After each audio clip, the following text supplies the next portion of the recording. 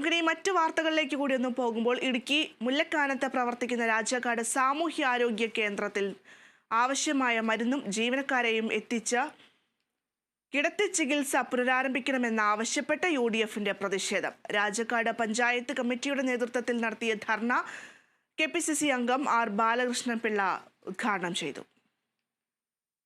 38 വർഷം മുൻപ് പ്രവർത്തനം ആരംഭിച്ച ആശുപത്രിയിൽ വർഷാവർഷം ലക്ഷക്കണക്കിന് രൂപയുടെ നിർമ്മാണ പ്രവർത്തനങ്ങൾ നടത്തുന്നതല്ലാതെ സ്റ്റാഫ് പാറ്റേൺ പൂർത്തിയാക്കി മരുന്നുകൾ എത്തിച്ച് കിടത്തി ചികിത്സ പുനരാരംഭിക്കണമെന്നാവശ്യപ്പെട്ടാണ് സമരം സംഘടിപ്പിച്ചത്.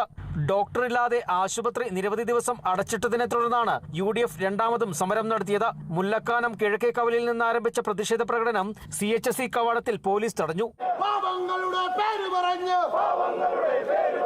അധികാരത്തിൽ വന്നിട്ട്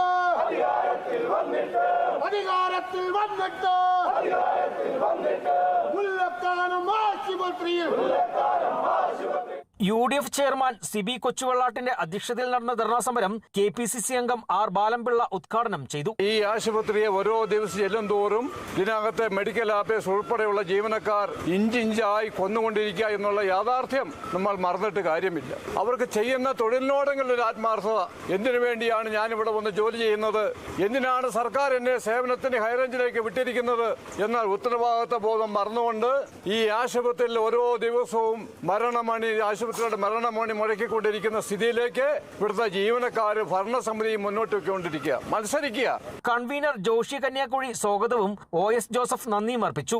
UDF നേതാക്കളായ ചാക്കോ നടുക്കുടി, ജോസ് ചിറ്റടി, സുധീർ കോട്ടക്കുടി, KS ശിവൻ, MB ജോസ്, ഷാജി അമ്പാട്ട് എന്നിവർ പ്രസംഗിച്ചു. Kerala vision news, Idukki.